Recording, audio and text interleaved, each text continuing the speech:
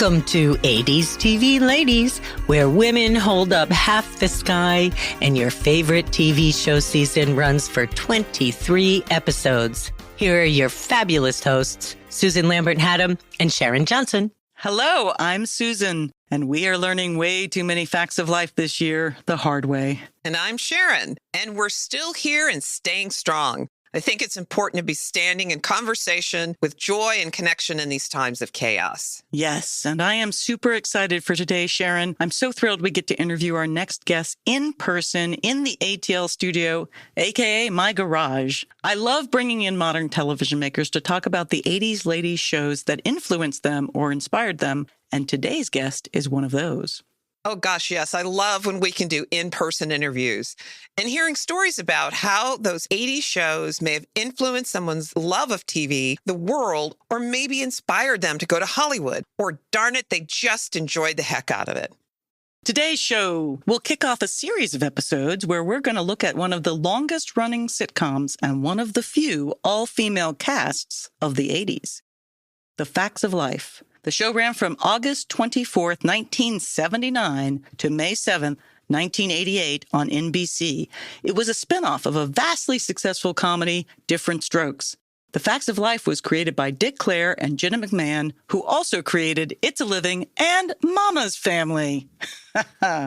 Facts of Life starred Charlotte Rae playing Edna Garrett, the former housekeeper for the Drummond family in Diff'rent Strokes, who became the new housemother at the Eastland School for Girls in Peekskill, New York. And by season 3, The Facts of Life is the #1 comedy on NBC and #2 for the network overall, beating out the show that spawned it, Diff'rent Strokes. The show runs for 9 seasons and 3 TV movies. The Facts of Life goes to Paris in 1983, The Facts of Life Down Under 1987, and The Facts of Life Reunion in 2001. Today's guest comes to us because his partner worked with my partner. So shout out to Shireen Razik, who worked with Rich on the CW show Secret Circle. Anupam Nigam is a seasoned television writer and producer from New Jersey, born to Indian immigrant parents. First, he was certified as an EMT and then worked as a lab researcher for Johnson & Johnson. But he traded his scalpel for scripts when he was swept to Los Angeles to participate in the Warner Brothers Drama Writers Workshop. Anupam has written on a wide variety of shows, from comedies to dramas. He worked as a writer-producer on the popular USA show Psych for 4 seasons and co-ran Disney XD show Mech-X4, a favorite of mine and Dash's when he was little. Anupam served as co-executive producer on Shondaland's Grey's Anatomy spinoff Station 19 and the sci-fi drama Defiance. He is currently co-executive producer on CBS's Fire Country. We are so happy to have you here. Welcome to 80s TV Ladies, Anupam. Thank you so much for having me. Thank you so much for joining us. We're going to have a good time today, I think. We are. I'm so glad we finally got you on the show. I remember being out at dinner with you and Shireen and chatting about 80s TV Ladies, as we do all the time, and trying to get Shireen on the show. And she was like, oh, no, you need to have on. And then you were like, oh, yeah, I love Facts of Life. That's right. Yeah. And I was like, okay. I thought that happened here at one of your parties. I think I was a little tipsy. But the funny thing is, the fact that I was a giant Facts of Life fan was not even made aware to me until maybe 4 or 5 years ago. Now, why did you not know that? I just watched it. I mean, I watched it all the time, and I watched the reruns and all that, and I always loved it. But it wasn't until I was in probably the second female-driven TV show, female empowerment TV show I was on, where I was in the writer's room, and I was saying, you know what they did on The Facts of Life? They did this amazing episode on Facts of Life, and everyone was like, can you just tell us what one episode of the show is like? And I picked one of my favorite episodes and like basically narrated it to them. And they were all on the edge of their seats, too. They're like, this show sounds amazing. Wait a minute. They hadn't watched it? A lot of them had not. Oh, gosh. Yeah. See, I'm not the only one. Yeah. Oh, now you're trying to excuse yourself, are you, Sharon? But when the showrunner of that show, she made personalized gifts for everyone. I got a TV set with the Facts of Life logo on it as a Christmas ornament. I love that. That is fantastic. My parents were born in India. They didn't have television growing up.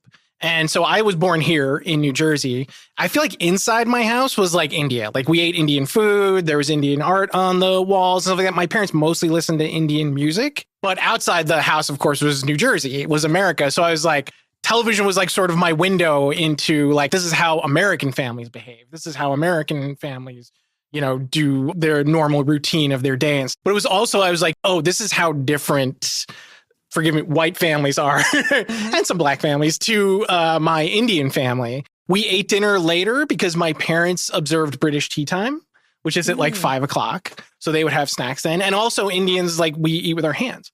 American families don't really do either of those things. And I would be like, oh, that's interesting. They're different from me. And where in India are your parents from? They're both from a state called Uttar Pradesh. My dad is from a city called Kanpur. And my mom is from a city called, on a map, it'll say Varanasi, but anyone who's from there calls it Benares. Okay.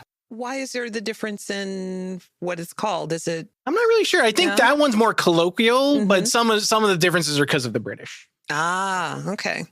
And so tea time, they did that in India because of British rule. Because of British colonialism, as far as I know. Yeah. Oh, it makes sense. Yeah. Makes perfect sense. So were there other 80s ladies TV shows you watched at the time, or? I feel like I was a sponge for American television, so I watched a little bit of everything. Like I've seen like It's a Living, and I don't know if anyone remembers a show called She's the Sheriff. Like I watched a little bit of everything. Vaguely. Yeah. Vaguely. Oh my gosh. And there were also like 70s shows that bled into the 80s, like Three's Company kind of bled into the, like everything reran back then too. It's so different from the way we watch TV now. Like even when I was a kid, like Bewitched and Batman and Star Trek would rerun even 30, 40 years after they broadcast. So you could even watch shows like from the Wayback Machine. How did your parents feel about you watching a lot of TV? Were they okay with it? I think they were okay with it. Like I said, they didn't grow up with it. So it was like kind of a new thing for them too. And I think there was a little bit of, oh, we're giving our child something we didn't have when we were growing up. But there were definitely times they'd be like, turn that off, go do your homework, go to bed or something like that. The thing I remember distinctly was, I don't know if anyone remembers the opening credits of LA Law. Oh gosh, was yes. That a license plate would come down. Yes. That said LA Law. And my dad would be like, bed. He's like, I hate that license plate because it meant TV time was over. Because I think that was Thursday night, like the whole, if I'm allowed to say it, Cosby Show, Family Ties, Cheers, Night Court. Yeah. That whole night was like crazy. Yeah, that was the 10 o'clock show for a while. So did your parents put any restrictions on your TV watching as you were growing up? If they saw me watching, this was more movies, like movies that aired on TV. If it was like too violent or there was like bad language or too sexual, like my dad would like shut it off. Shut it down. Yeah. There were also like talk shows at the time, like that would get into like kind of real sexual type stuff that he would be like, turn that off. Like afternoon talk shows, that he'd be like, all right, no, you're not allowed to hear this. My mom did not want me to watch Three's Company because she felt it was too sexual, even though the whole point was that they weren't, in theory, having sex. The funny thing is like my grandmother who lived with us for a little bit, she couldn't speak that much English, but with Three's Company, if you just gave her Jack Tripper trying to get into a hammock, she was like, this is brilliant. This is the greatest thing. This thing transcends race, it transcends language. Pratfalls and physical comedy does transcend, right? Yeah. That's why the silent film comedians are still remembered. Yeah. My dad was in the Air Force, and so we were living over there, and all of the TV, still watched TV, but it was all in Japanese. Had no idea what they were saying, but we sort of figured it out. But there was this show on Saturday nights that was absolutely huge, and it was a lot of physical comedy. It was a lot of slapsticky stuff. You didn't need to understand what the heck they were saying to get the jokes and stuff. So yeah, that really does, slapstick and physical comedy, I think a lot of ways really does transcend language. It may be the only thing in the world that explains Benny Hill. Yeah, it's true. Which my dad did find funny. And which I always found not funny. Yeah. That went a long way for me too. Yeah. But yeah. The other thing I'll say about my parents letting me watch stuff is I think a lot of American jokes went over their heads. Like characters could be talking about sex or drugs or something like that, and they just wouldn't have understand like the jargon and the slang and stuff like that. So you were the child of immigrants. Was that in New Jersey? Was that difficult? Were you in a community of immigrants? There was an Indian community nearby. So I sort of lived in both worlds. I had an older brother too. Any kind of weird culture shock things we faced together. It was a little difficult at first, but like when you're in like elementary school, you eventually just become friends with everyone. And, you know, like after that, it just stops being weird. I kind of like strangely feel like my house was one of the places where kids would congregate. You would think that like they would congregate at some white kid's house. But for some reason, like my house was more a place where like kids would just kind of hang out and stuff. Maybe because we had a lot of food. Indians are big on making sure people are fed. That is key. Maybe we just had a lot of snacks and stuff. There you go. You started down the path of science and medicine, right? That's right. So you started down the path of being an EMT. A doctor, actually. A doctor. Because my father is a doctor. Okay. He's retired now, and he was a cardiologist in New Jersey. He opened a private practice in New Jersey. So I figured, my dad seems to we live in a nice house. We drive okay cars, and you get to help people. So I figured I'll give that a shot. I was pre-med in college, and I graduated with a degree in biology and a minor in like computer applications or something like that.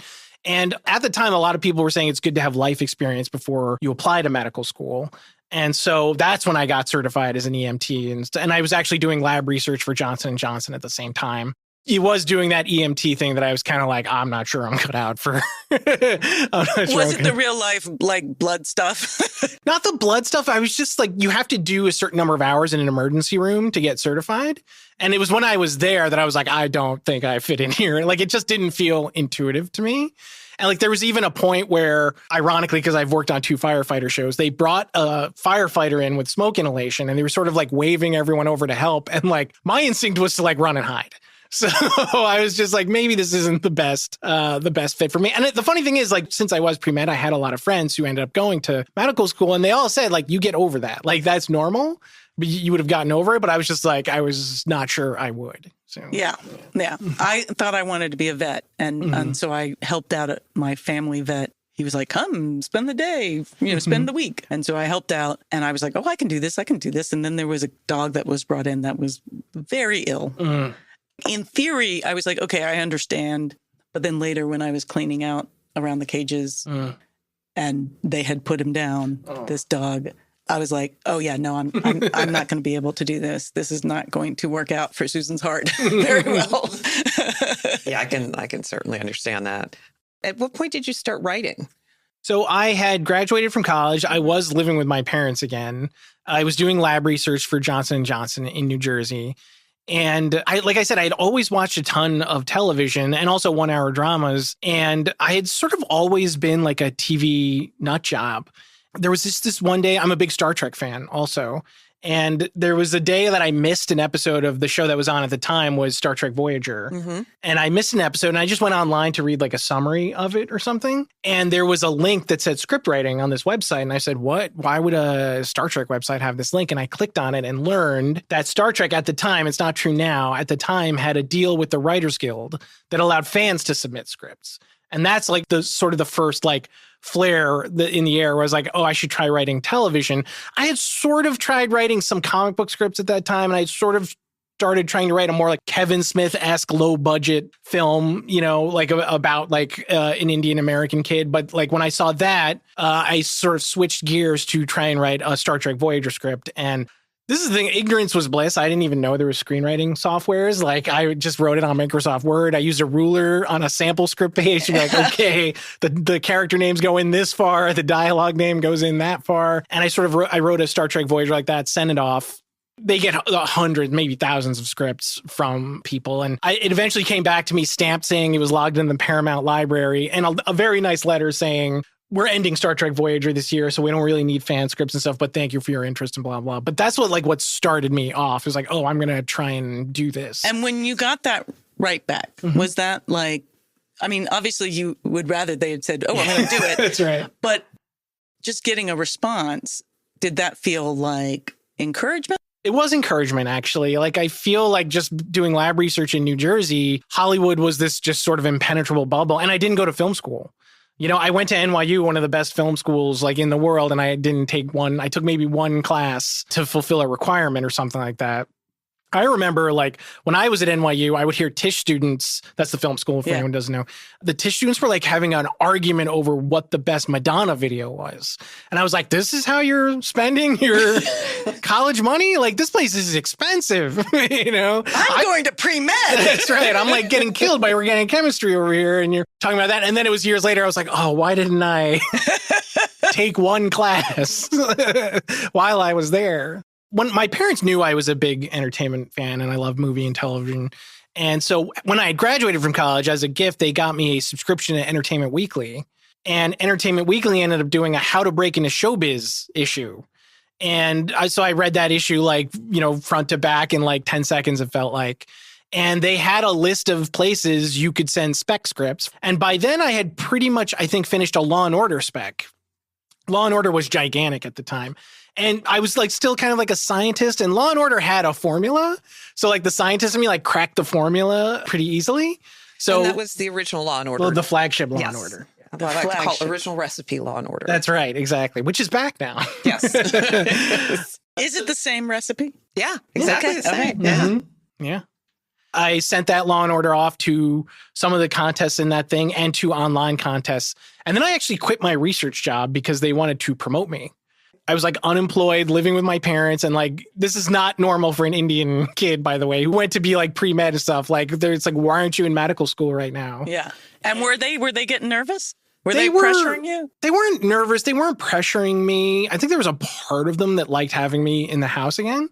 And then I get a booming call. One of the things I applied to was the Warner Brothers Drama Writers Workshop. I get this sort of booming call from Los Angeles from these two lovely women, Debbie Perlman and Abby Feiner, who are taking over the program.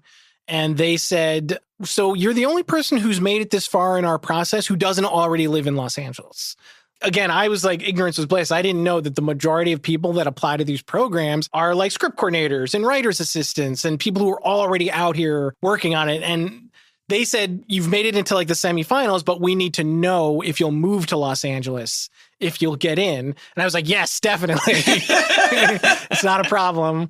And like I'm sitting in my parents' room. Yeah, exactly. And the funny thing is, I think at the time, like my high school alumni association was trying to get back in touch with me, and I didn't want them to know. I was like just still living in my hometown. So like I would make my mom answer the phone like a child, and then she was like, "Yeah, hello, Warner Brothers, what?" And I like grabbed the phone from her. It's like, "Give me that."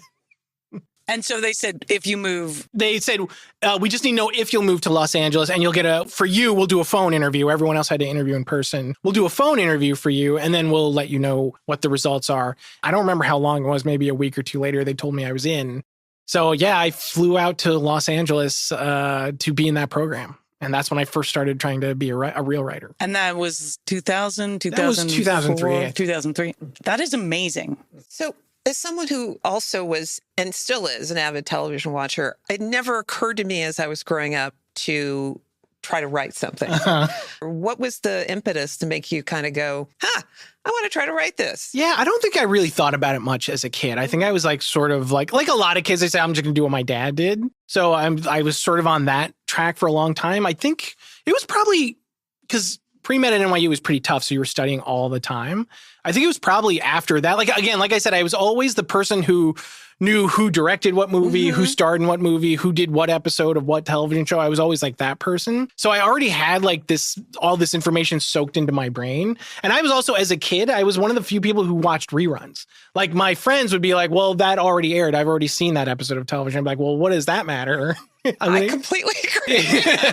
And like just watching the same thing over and over again, you start to realize like, oh, there's a structure to this. There's like... Never occurred to me. Okay. Honestly, never occurred to me, at least not until much, much later, that somebody actually had to sit down and write this thing. And so, yeah, I'm fascinated by that. And I think also the Kevin Smith thing, he was from New Jersey. He didn't, I think he went to film school, but he wasn't like in the mainstream media and he just made a movie. And so I was like, oh, so there are ways to do this that don't involve going to film school and stuff like he put it all on his credit cards, Clerks. Yeah. You know, and I was at NYU when it came, like it's all they were talking about. So yeah, I was at Sundance that year. So like that sort of started me thinking like, oh, this is a thing that you can do without having gone or film school or living in LA already.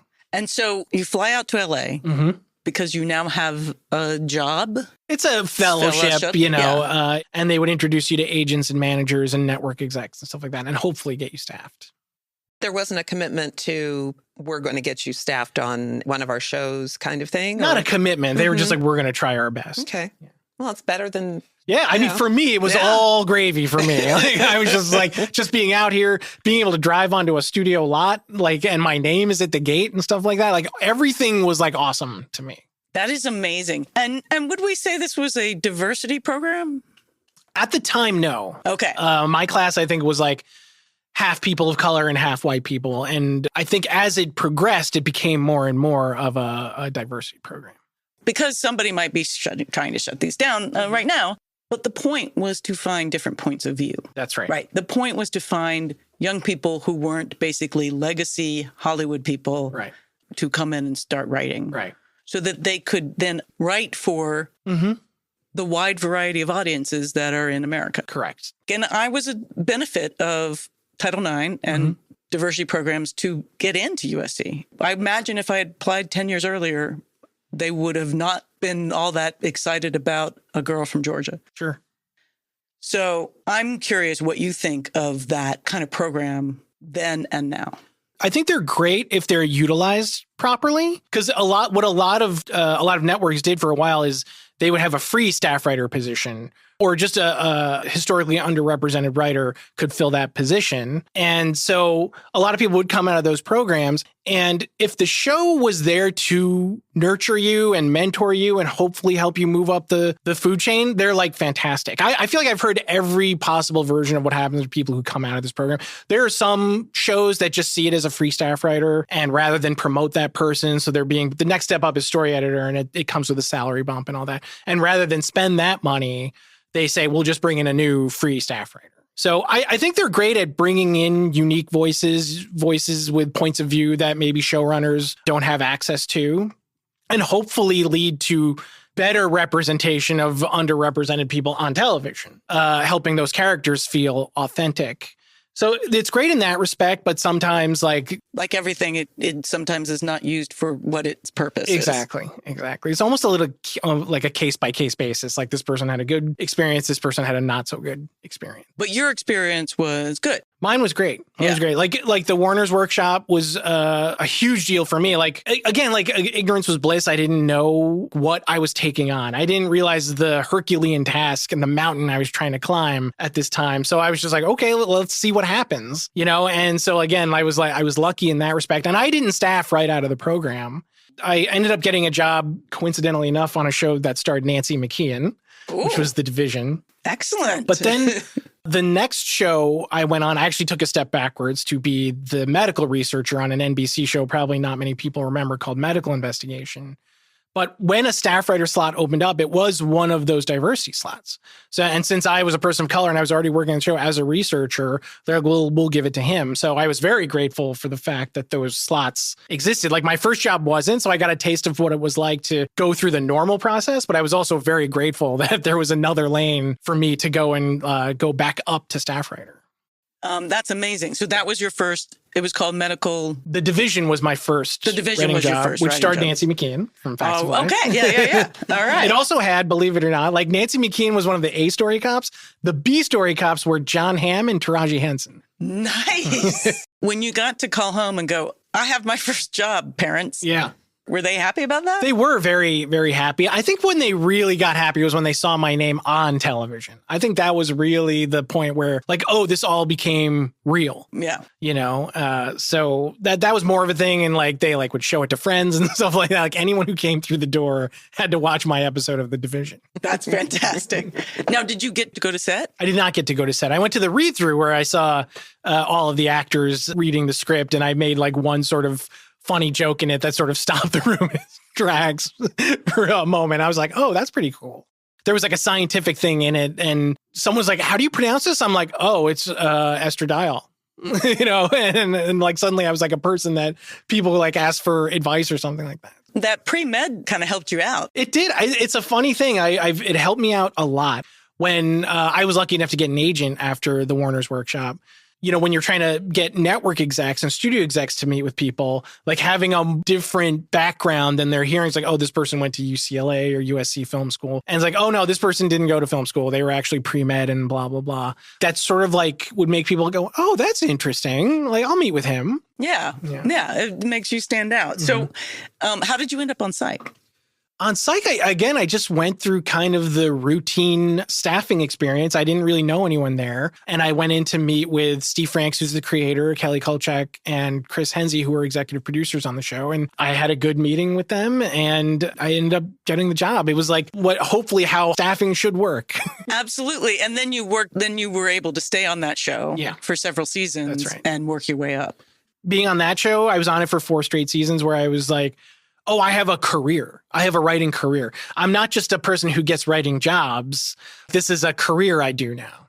It was a great experience because they sent me to set, which was in Vancouver. Any production experience I had, I learned mostly on that show. And who did you love working with on Psych? Who some of your favorite showrunners or writers or Everyone actors? there was great. I have to say, it was a fantastic experience. The showrunner, Steve Franks, was amazing because I was really hired more for mystery stuff, like mystery structure stuff. And when I got there on the first day, they were like, everyone was talking about it like it was a comedy. And I was like, oh, I'm not sure I'm in the right place.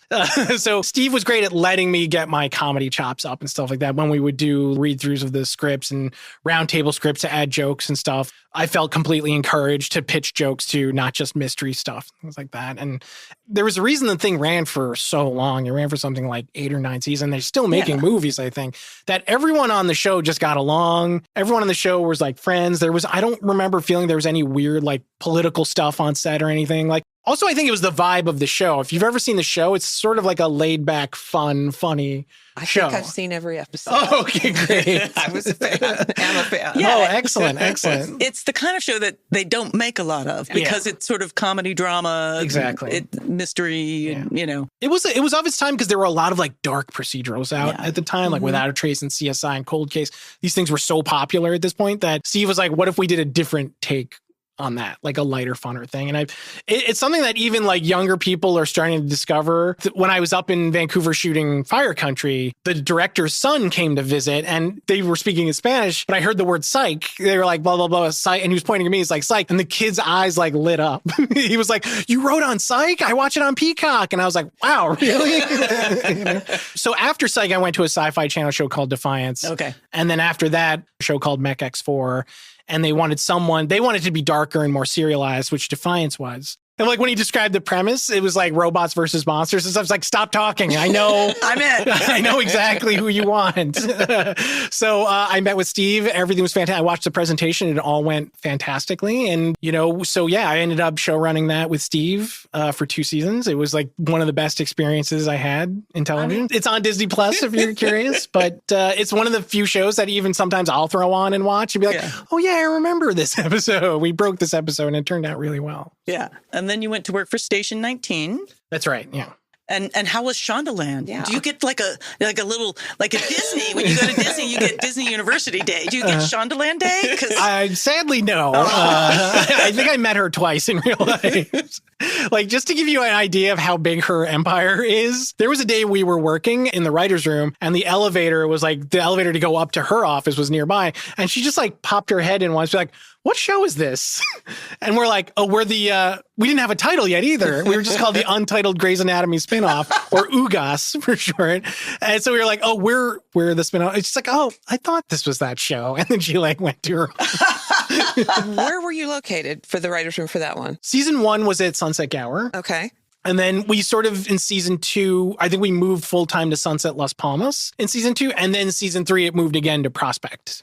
I worked at Prospect. Oh, okay. From 2007, 8 until 2000 and for goodness sake, how much time has gone by? Anyway, for 7 or 8 years. So Okay. I know where the Grey's Anatomy writers were. They were in that bungalow. Yeah. Those 2 bungalows over there. But I know that Shonda had an office in the Sunset Tower building. right. And so I was wondering if maybe that's where you guys might have been. Yeah, our stages were at Sunset Las Palmas, but our room moved around. We moved in season 3 to Prospect because they wanted more integration with the Grey's writing staff. So what did they want from you on Station 19? Station 19, again, it was that being certified as an EMT thing, I think was the real reason I got in there. They were looking for someone. I think one of my agents was like, oh, Un did that. Un has that training. And they're like, oh, we'll send him over. And it was a huge deal for me because I loved working on Mech-X4, being on a half-hour comedy action family show. I loved it. But I was also but I'm really a 1-hour drama writer. I would gladly go back to that world now, but I didn't want to get stuck there. I wanted the ability to go back and forth. Yeah. And so like I was a little bit nervous about that. And then like one day my agents call and say, so we have a meeting for you. It's a spinoff of Grey's Anatomy on ABC and Channel. And I was like, oh, this is perfect. This is exactly what I want, to be able to have the ability to go back and forth between kids and 1 hour drama. That's amazing. The funny thing is, at the time, there weren't a ton of Indian writers out there looking to staff on stuff. And I knew the showrunner was from Texas. And in my head, I was like, she's probably never met an Indian person. I'll be a unicorn to her. Like, she'll just think it's like fascinating. And I go in there and I make a joke about how hard my name is to pronounce. She's like, oh, I totally understand that. My husband's Indian, so I know exactly what you're going through. I was like, I lost my unicorn. I'd be like, now I have to earn this on merit. Like, switch tactics completely. Now you're the firefighter person. I guess so, yeah. And you're on fire country. Mm-hmm. Have you learned more about firefighters? I have, actually. It's funny because there's different kinds of firefighting. Station 19 was what you call structural firefighters, which is like putting out buildings on fire and stuff like that. Whereas fire country is about wildland firefighters. And it's also about inmate firefighters. Like, that's a big part of the show. So, yeah, I learned a lot about how different that kind of firefighting is from structural firefighting. What was it like to sort of have the fires in LA, having worked on the show? Did it give you comfort or fear? Fear, mostly. Because like when you work on a show about fire, all you do all day is read like terrible articles about, these are all the things that could go wrong, terribly wrong. Yeah. I hate to say this selfishly. There was a part of me that was like, if people are watching fire on the news all day, what appetite will they have for watching a show about fire? Like, I won't lie, I had that little concern. Our concerns were like everyone in LA was like the firefighters and everyone's safety and people losing their homes and stuff. But I did have a 1% fear about that. All right. Well, have we covered enough of this? I think Can we so. move on to the point of this episode? Yes. And maybe it's time to take a little break. And then we'll come back and actually talk about the facts of life. I don't know. We could talk about. I know this has been. We love this. Right. So, but it's TV. We love That's right. talking about TV. Woohoo! Shondaland. All right, we'll be right back. And now it's time for some facts of life talk. Yay! Excellent.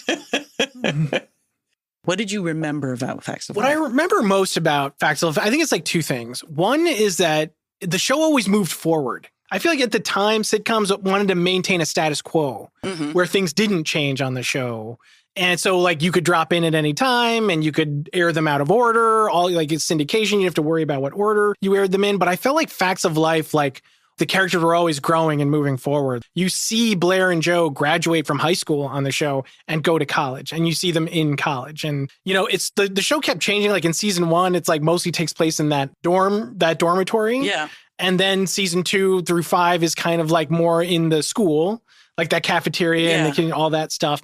And then by season 5, Edna's running her own business. And then by like season 7, that business gets burned down and it becomes a new business. Like, I feel like if you watch an episode from like season 8, where Cloris Leachman is there and the young ladies are mostly grown up, it looks very different from season 1. It almost looks like a completely different show. Yes, because it's a different set altogether. Exactly. And then, I agree. It's weird that way. It's unusual for the time. Right. And the girls have grown, so I guess they almost were forced to, but still they seem to lean into it in ways that sometimes other shows don't. Kind of take their time moving forward. Yeah. It's like, it didn't get that thing like a lot of people would say when Community came out. It's like, how long do you go to community college for? Yes. I feel like people ask that because the characters were always moving on from Eastland and stuff like that. Yeah. And we just made a reason for them all to hang out together forever.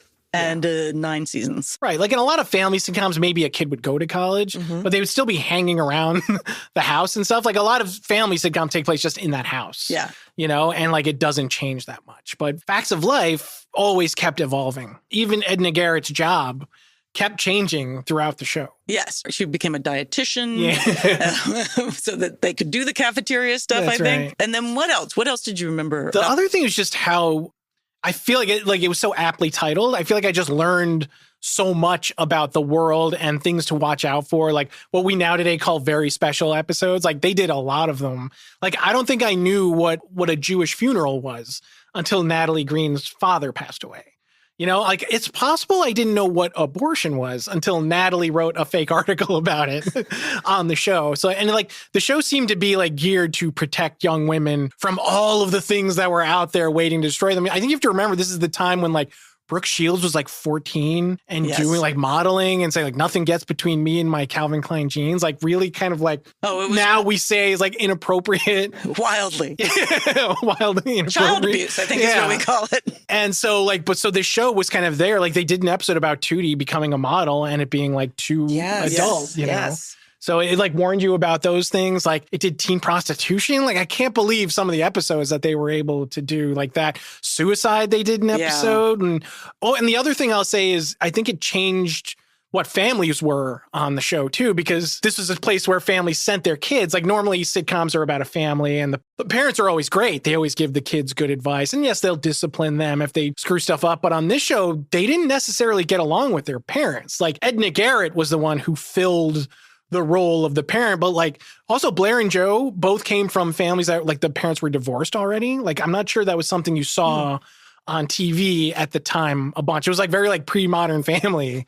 Well, and then there's the Natalie episode where she sees her dad having an affair in a restaurant and confronts him about it. That's right. And you're like, what is happening? Like, it's interesting how serious it was.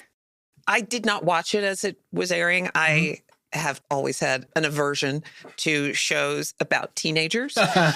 Sharon's always been an adult. Thank you very much. I was more interested in what the grown-ups were doing than what the kids were doing. So I did not watch it at the time. And so in watching it for the podcast, I've been really surprised at obviously I haven't watched every episode, but just the amount of ways in which they really tackled serious topics and really tackled them well, I thought. I mean, surprisingly well.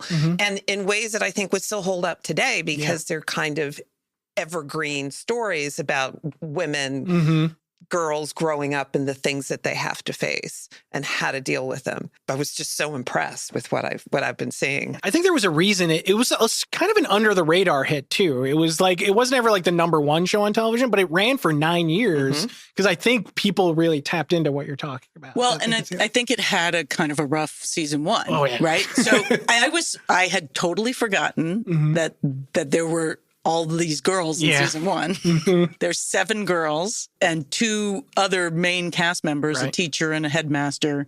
You know, there were a lot of people in that cast. It was a lot. Like, how would you support that over time? The funny thing is, if you watch the pilot, they really hedged their bets that the show might not be successful. Because like Edna Garrett said, like the Diff'rent Strokes characters are in the pilot. And Mr. Drummond says, but this isn't going to be permanent, right? Like, you're still going to come back. And she's like, oh, yeah, definitely. Like, this is only like temporary, not permanent temporary. Well, and I had totally forgotten that it started on Diff'rent Strokes. It was sort of a backdoor pilot. That was the final episode of season 1. That's right.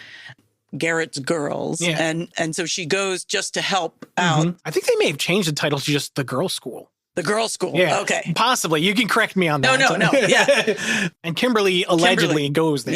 Yeah. You never see her there. This is the only time you see her at, which in that episode is called East Lake. It's not called Eastland. Oh, all right. So I had forgotten that it was a backdoor pilot. And I had forgotten that then there was this huge cast, including Molly Ringwald, which is so startling to see baby Molly Ringwald. Like, that's right. She is 9 years old or something crazy like that. She is very young in that cast. And it's fun. It's fun to see all these girls together. Yeah.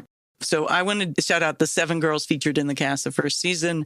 Lisa Whelchel as rich girl Blair Warner. Felice Schachter as Nancy Olson. Julie Piekarski as Sue Ann Weaver. Kim Fields as Tootie Ramsey. Molly Ringwald plays Molly Parker. I love that they just named her Molly. And Julianne Haddock as Cindy Webster and Mindy Cohn as Natalie Green. It's hard to even just keep track of them saying them because there's 7. That's a lot.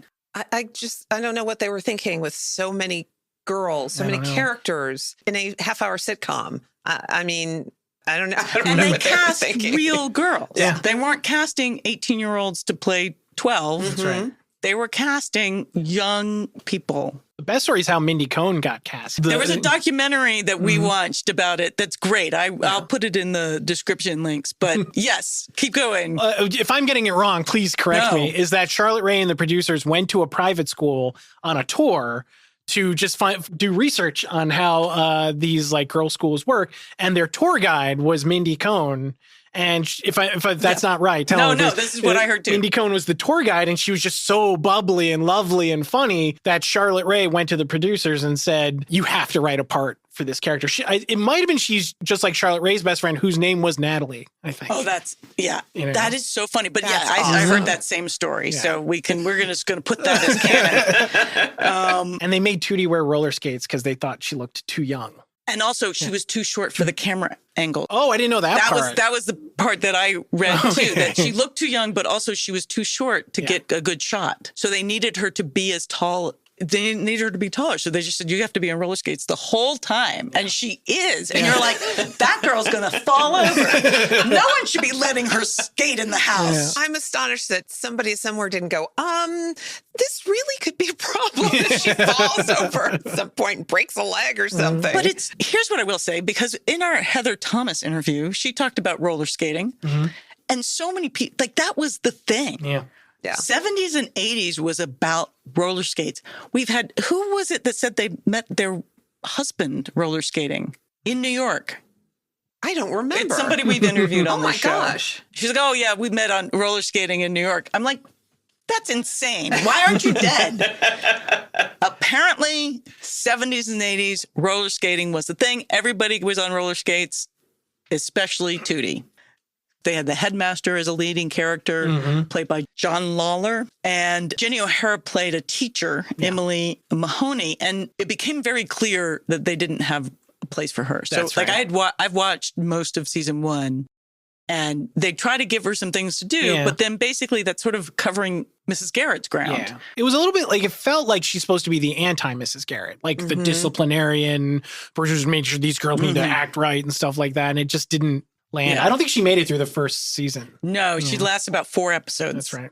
And then she's gone. The headmaster makes it through the whole season, the end of season 1, and they sort of take a hiatus. They're not doing great in the ratings. Correct. And they kind of revamped the show. Yeah.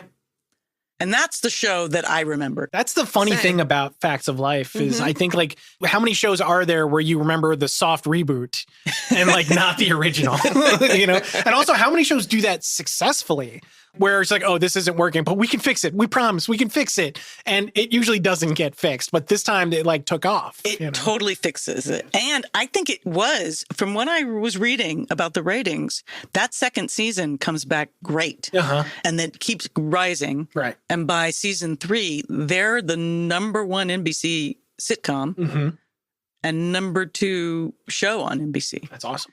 So it really does become a hit. It becomes a bigger show than Diff'rent Strokes. I feel like it's the answer to so many TV trivia questions, like what show didn't work in season 1, but they figured it out in season 2? What spinoff ended up doing better than the original? Like, what show survives replacing its lead character with another actress and still goes for a couple more seasons? It's such a weird show. Like, it just sort of does keep going. Yeah. And yet the way that people remember the show, or the way that I remember the show, is that second to third season. Yeah. That's the season. Right. That's the show for me. Yeah.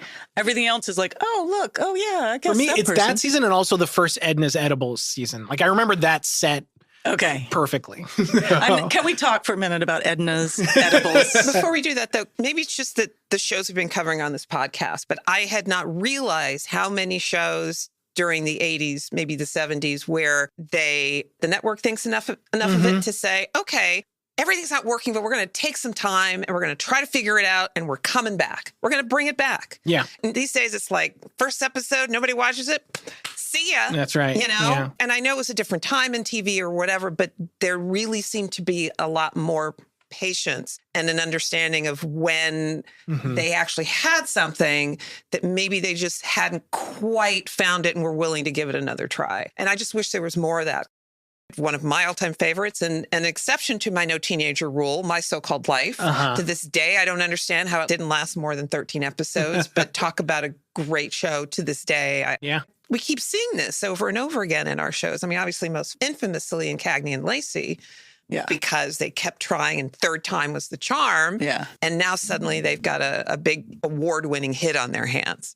But it was interesting. They brought in Margie Peters and her writing partner Assad Khalada comes in to direct in the end of season 2. I thought it was season 3. It may have been season 3. The most important thing, I think, with season 2 was they introduced Joe. Yes. Yeah. 4 of the girls go. Yeah. They keep 3 of the OG girls. They keep Blair, Tootie, and Natalie, right? And again, in retrospect, you're like, they really are these resonant characters from that first season. From episode 1, Blair is such a clear character. Tootie is such a clear character and has things to do. And Natalie is popping off the screen and apparently had no acting experience. That's right. Was a high school tour. My guess is she was in the drama club. Right. Right. But then they're like, we need to bring in another character. An agent of chaos, it felt like. Someone was like, we need a troublemaker on this show. Well, and these girls, by the nature of where we are all from a level of privilege. Right. So they decide to bring in a scholarship student. But they're all kind of archetypes, all of the characters, but they fit so well together. They just make it work. I mean, it really is that's that magic of casting and that magic of chemistry of a cast, because as soon as Nancy McKeon comes on, you're like, she's fantastic. Right. The missing link. And it all clicks. Like the show just, like you almost hear it. Like her relation with Blair is the perfect thing. Yes. And then it gives Tootie and Natalie get to kind of bond by being the others, right? That kind of thing, like you're saying, there's not a lot of shows that revamp like that and then come out stronger for it, both in ratings and the success of the show. I feel like a lot of shows, when you bring on a daring new character, it's like an act of desperation. And you're like, God, I hope this works. But like in this side, it worked perfectly. Yeah. And Joe is so memorable a character. Joe felt like a character that I could connect with because Joe was a tomboy and I was a tomboy. But she's also not of the world of I'm being sent to a private boarding school. Right. It's funny because they had a tomboy in season 1 they also, did. but it just wasn't. And I have to give some credit to that pilot episode. Oh, yeah. It's very daring. It's very daring because they take that tomboy and Blair basically accuses her of being a lesbian without saying the word. Right. But strange is the word they use. Yes. That girl is strange. There's something wrong. Like, and Mrs. Garrett says, you're fine. You just be you and you're fine. And it's subtle. Like if you don't want to think that that's what it's about, then it can just be about this Tom. Yeah, that she just doesn't fit in. She just doesn't fit in. But it's also very clearly written too. And they did a lot of things like that were just so jaw-dropping. And that's not something you expect them to do in a pilot. It's something you do in the very special episode later in the season or 5 seasons down. But they kept doing that over and over again. And they talked, I mean, there were showrunners on that had a commitment to tell girl stories, like that, to be the young Golden Girls. And when you talk about the tropes, we go back to It's a Living and Golden Girls, and we've got, sort of sexy Blair, right? Sexy mean girl Blair, and the tomboy tough girl Joe. Tootie's the goofy one. The comedy, comedy, comedian, yeah. And Natalie is sort of the nervous, almost mom-like one. Kind of the wise ass. The wise ass, yeah. What I was trying to remember, was this the first all-girl show? I mean, It's a Living is close, but there's male characters that are the first season, they're a male character, but the 2nd through 9th season, all the leads are all female. Off the top of my head, I can't think of one before it. I mean, Diane Carroll had a show where she was the sole lead. Right, they're sole leads, but I'm talking about like sort of a female friendship. Sex and the City, Golden Girls. Yeah. In fact, when I was looking at the ratings and when this was, so one of the problems is I think in season 1, they aired on Friday nights. And then in season 2, they moved to, I think, Wednesdays. And that did a better slot for them. But then at one point, they moved to Saturday. Which was a big television night back then. Oh, yeah. Saturday was the big night of the week to watch TV. For its 7th season, this is according to Wikipedia, it moved to Saturdays at 8:30 to bolster the premiering series The Golden Girls. They used this show to help launch The Golden Girls. I forgot The Golden Girls was on Saturday night. At 9 Oh p.m. my gosh. It ended up growing into a whole Miami night of comedy, right? Like Golden Girls, Empty Nest. Yeah. Nurses, I think. But I thought that was so interesting. They used the facts of life to help launch Golden Girls. I love that. It's funny now because I feel like they feel like two different eras of shows, but no, they aired next to each other. Well, and you're like, well, did it really come? It came 7 seasons before the Golden Girls. Like, I'm not sure that the Golden Girls didn't use it as a template for their show. Hey, how about the facts of life? Only they're old, like 50. Yeah. I think at some point after Facts of Life, ABC attempted to do a spinoff of Who's the Boss, which took place at a modeling academy. So I think that had all... Halle Berry was in it, I think. Yes. Oh, my gosh. I think that's one of the one-season shows we might try to look at. Oh, no, because that's a 90s show. No, it was in the 80s. It was 80s. I think so. Yeah. I think I know what you're talking about. Right. It was a bunch of models. Yeah, it was like Leah Remini, I think. Yeah. Was the character. Like, she was a friend of Sam's on Who's the Boss. Yes. And then she went to be a model at this place, I believe. Well, let's talk about the spinoff. By the way, your first season of Diff'rent Strokes. You've super successful show. Oh, let's spin off in season 1. Yeah. Right. Let's go immediately. And we're going to take the housekeeper. She popped in season 1, I think. She popped in season 1. She had some attitude. And she was, put upon. Right. But by the crazy antics. That's a weird thing to spin off. I think that's how bad a state NBC was in at that point. I think they were in third place. Yeah. They're like, we have this Diff'rent Strokes. This works. How do we turn this into an hour of programming? By the way, just because it was the number 1 sitcom for NBC doesn't mean it was number 1. I think it was like number 32. Yeah. By the way, the ABC show is called Living Dolls. Oh, okay. Was Leah Remini in it? Yes, she was. Michael Learned, Leah Remini, Halle Berry, David Moscow, Alyssa Milano, of course, Marion Ross. There are guys starring in that girls show, which is fine. There's nothing wrong with that. But I'm just saying the Sex and the City, Golden Girls, Facts of Life. Again, you can't even say it's a living because the piano player is such a big part of that. Yeah. Paul Kreppel. All right, what were some of your favorite episodes? I'd say my favorite episode is, I think it's called New York, New York, where Blair and Joe, they're fighting in the beginning. It might be a little unfair because it's really a Blair Joe episode. It doesn't have the whole cast. But Blair and Joe are going back to Manhattan to their respective, like, Joe's from the Bronx. She's going to, like, upper crust Manhattan area. Blair is. Yeah. And they realize how much they've evolved and that they don't fit in these old places anymore. Like, Joe's friend, neighborhood friend, is like a racist and like angry. She wants to deface this like Puerto Rican mural. Oh my God. And Joe has to stop her. She's like, why? What's wrong? Like, they're just expressing themselves and stuff like that. And she's like, oh, but I was here first. And then Blair goes to hang out with this real blue blood upper crust type woman and realizes that, like, oh, I'm not this elitist anymore, because like there's something like where her housekeeper didn't make lunch for a lunch party she's having. So she gets all angry, and Blair's been working in a kitchen this whole time, working off a debt. So she's like, it's fine. We can make lunch for everybody. And she's like, me? Make lunch? And so they, Blair and Joe were fighting like cats and dogs at the beginning of it. But when they meet back at the train station, they're both kind of in bad places. It's supposed to be a fun trip to connect with old friends, but they're in this like weird, like, it's surprising how many episodes end on a down note. Yeah. In Facts of Life, where they realize they're like, this wasn't a good trip. I don't fit. Like, I'm growing. I've evolved past these people. Eastland is helping me evolve into a different kind of person. And they realize that they're actually better together than apart. That's great. Yeah. When is that episode? Do you know? I think it's like episode. It's definitely in the living in the cafeteria. Okay. Type. Yeah. Okay. So it's probably 3 or 4. 3 or 4. Yeah. It's actually written by a guy named Peter Noah, who like goes on to write on The West Wing and stuff like that. Oh, so you could see early on how like, there's some like great stuff. There's some good stuff going happening. One that like still amazes me is the one where Tootie meets Jermaine Jackson. Is it Jermaine Jackson or Tito Jackson? Jermaine. They tried to get Michael Jackson. Oh, really?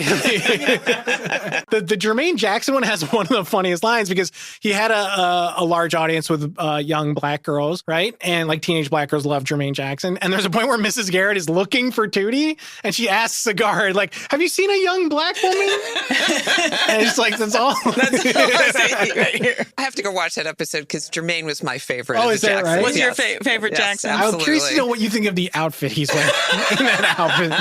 It's out there.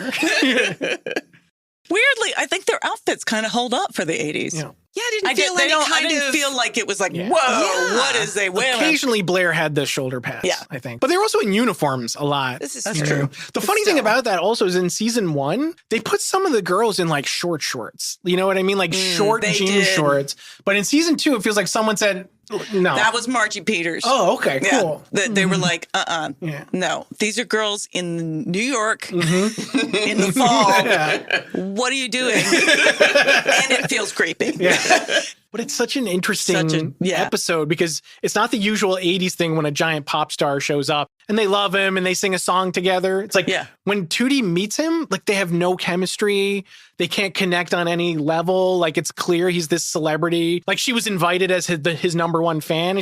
So she expects him to know her. Mm-hmm. Like, I'm your number one fan. It's me, Tootie. And he's like, oh, I have people around me that like handle all this. I give all the credit to Jermaine Jackson for letting himself be portrayed in not the best. Like, oh, I love all my fans and stuff like that. You know, That's, I think, one of the reasons the show does so well and holds up so well is it turns in unexpected ways. That's right. You know, it talks about serious subjects. Mm-hmm.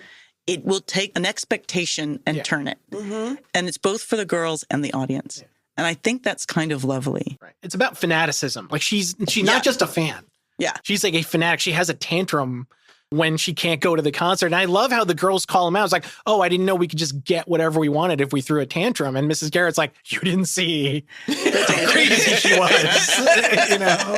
But I also like, I haven't seen the episode, but I am going to watch it. But I also like the way what you're describing in terms of, it sounds like they don't make Jermaine Jackson to be the bad guy. Right. It's a realistic situation, but they're not pointing fingers at him. It's just like, okay, this is the reality of the situation. Mm-hmm. This is what is real without trying to make somebody be good and somebody be bad. Right. He's very nice and friendly to her. There's no connection. Like, it's the parasocial relationship, right? Like, I mean, and they had great guest stars on. I mean, there's the Molly Ringwald and the people that are on that then go on to do amazing things. But there's also the Jermaine Jackson and George Clooney. Should we talk about George Clooney? Like it's sort of George. That's not his first thing, but it's his first recurring kind of thing. Like he was in the opening credits, I think. Yeah. And it's pretty funny because you both can see the George Clooney of it all, but he also is just sort of this dude. He doesn't fit in there. He doesn't fit. You're like, I don't know. I don't know that it's like even to explain why he's always there, he's always picking up his newspaper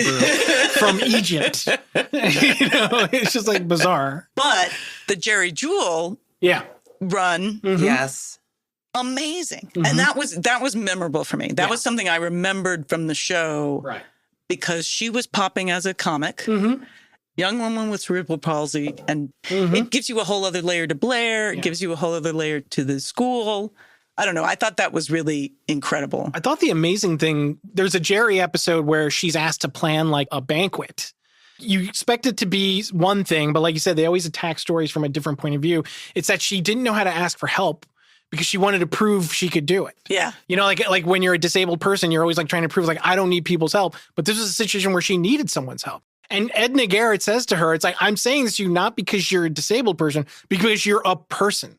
Like you needed to ask for help in planning this banquet and you didn't do it. Like it has this two thing where Blair tries to take control because she's assuming Jerry can't do it. So it has that aspect of it too. But then Jerry wrests control and it doesn't go well. Yeah. You know, and Edna has to like, everyone needs to ask for help now and again. Like planning such a huge thing like that. It does make you wonder what was going on in the writer's room throughout, because they were constantly coming up with these ways to tell a story like that, that is so different than what you expect. Right.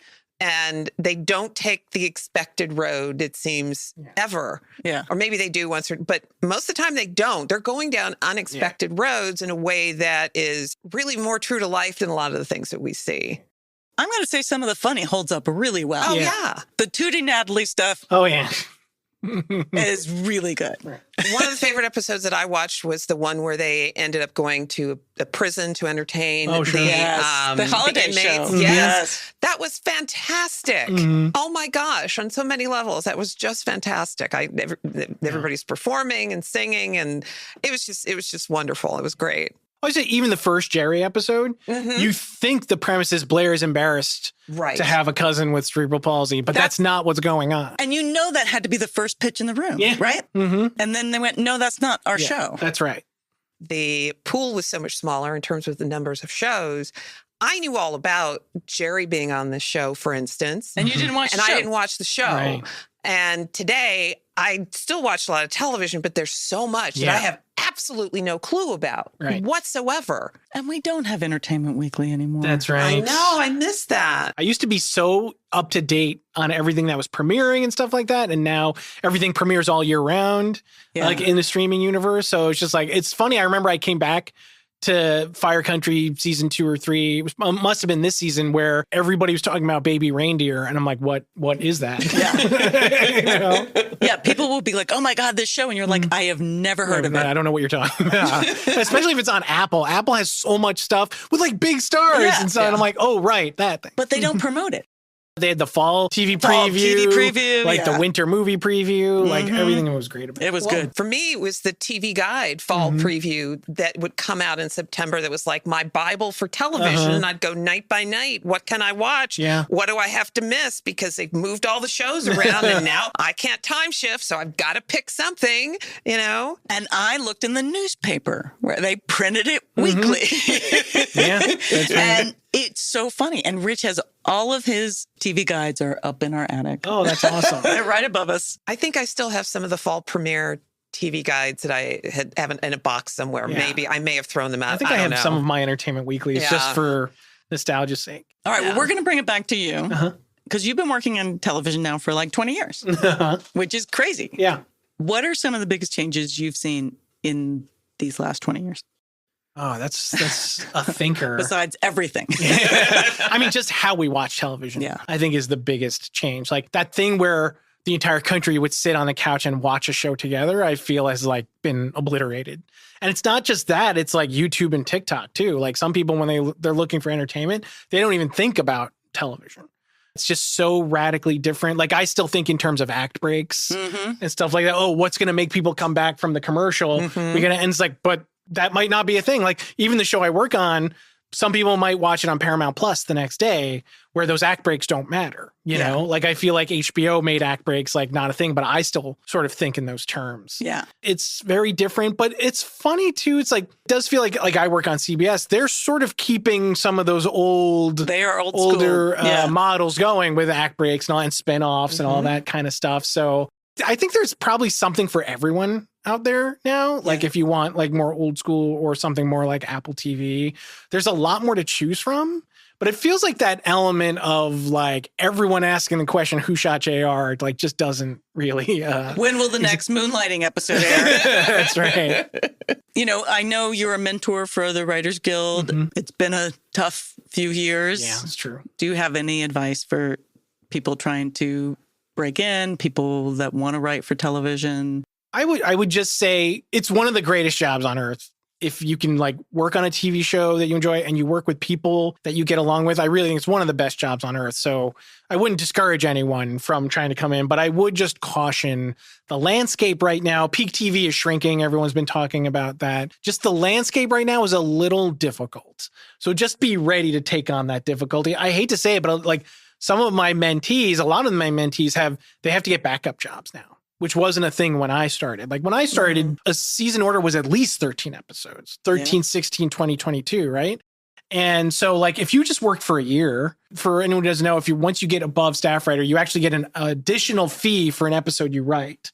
So if you had salary, if you're on a 13 episode show, you're probably working for 20, 26 weeks and a script fee, and that show's canceled, you're financially okay, you know, to like take the next 6 to 8 months off to write a pilot or something to help you get your next job. Amazon's business model is 8 episodes, and they might not do a second season for 2 years or something like that. You might have to prepare yourself to like be ready to temp or something like that, like have kind of a backup job something to Get subsidize your EMT the dream. certification or Yeah. something. driving Ubers or something like that. I do feel like there are some writers out there that like discourage us, like, oh, it's not the way it was. It's not peak TV's over where you could get a 22 episode thing and you would be good for 2 years, something like that. I don't want to discourage anyone from coming into it. Like I said, it's a great job if you can get on a show that you enjoy writing and you're working with great people. But I would just be ready for it to be a challenge. Yeah. Welcome to now. Some shows don't even hire those lower level writers. They'll just hire all upper level writers. It does feel like we're in a little bit of a time where people are hiring a lot of their friends. So if you're just new out here and you don't really know anyone, like when I came out here for the Warner's Workshop, I didn't know anybody. I was lucky. And people were open. Like it was, they wanted fresh voices. They wanted people to come in from New Jersey who had been, a lab tech. And if you only have 8 episodes, you might only need 4 writers for that. So even the staffs are getting smaller. Well, on that good note. But the reason to be optimistic, I'll say, is they make money when they make shows. That's their business model. So there's just a part of me that's like, they're going to realize that. Yeah, it's going to get better. Like they actually saved money during the strike because they didn't produce anything. So there's a little bit of like, oh, when we don't make stuff, we save our money. But the real money comes in when you make something. And you make a hit. And you have enough of that hit. Mm-hmm. I'm telling you, like when you look at what gets streamed, The Office, Law and Order, like Little House on the Prairie, apparently. I mean, people want to love characters on television and they want to live in these worlds. Right. And I think that there is room for both, right? Yeah, you can have your one-off 8-episode White Lotus. Yeah. But you could also have Fire Country, and you can also have Psych. We need more Psychs. Yeah.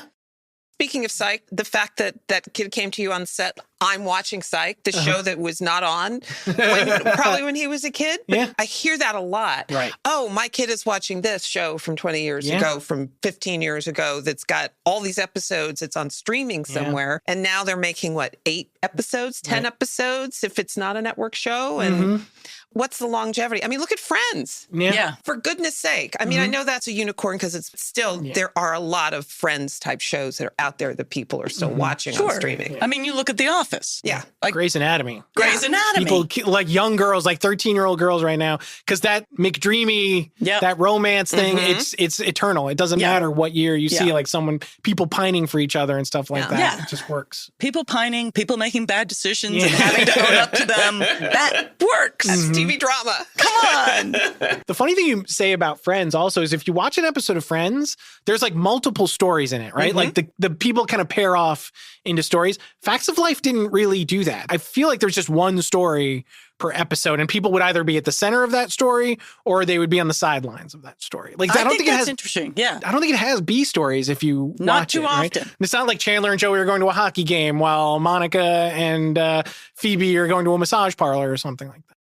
This has been great. All right, where can people find you if they want to? Not like to stalk you. Oh, like on social media. I'm on X and Instagram. No, we call it Twitter here. Oh, okay, Twitter. I'm on Twitter. I mean, my name's unique enough. I think you'll find it. I think it's just at Anupam Nigam, and on Instagram, it's at Anupam Nigam 1. Because apparently, there's another Anupam Nigam out there. Back to Fire Country. Hopefully, okay. Fingers crossed. That's what's happening. Are you on hiatus now? We're on hiatus now. We're shooting our season finale right now, and we haven't actually been picked up for season 4 yet. But we expect it. That's why streaming took off with COVID. It was comfort food. Yeah. We want to figure out connection, human connection. We want to figure out how to act in the world. We want to be able to figure out how to make mistakes and get out of them. And also have Mrs. Garrett there to just like clean advice. it up for you. I just need some advice. Yeah. Just sit me down and tell me it's going to be okay. And what I should have done.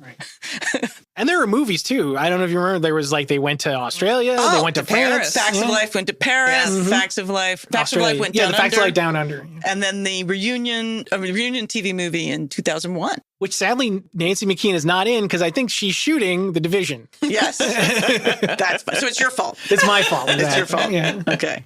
It's kind of funny, not to be too dark, but the Diff'rent Strokes kids had a rough time after the show ended and not a lot of not happy endings there. But for some reason, it feels like everyone on Facts of Life sort of just like the show ended and they just kind of went on and They you did never okay. really heard they're like, oh, Lisa Welch on a DUI or anything like that. You never really heard stories like that. Yeah, I think they seem mostly happy. Yeah. Which is good. We like that. Right. I think they were well taken care of. Yeah. From the documentary, it feels like they were very aware they were casting young women and that they wanted them to be able to be young women. Right. And that was a tough thing to do in Hollywood, especially in the 80s. Yeah. And so I think that they went out of their way to make sure they were protected, which I don't think happens on every set in the 80s. So it is nice when you feel like, oh, they're okay. Yeah. Yeah. I mean, It was a good experience. it was a good experience. Yeah. I feel that from the way they talk about the show. Yeah. I hope they'll come on and talk about the show here. We're trying, but they've kind of said no to us already. Oh, is that right? We reached out. It may not have been the perfect timing to reach out. We reached out right when they were announcing they weren't going to do a reboot because things went awry. Yes.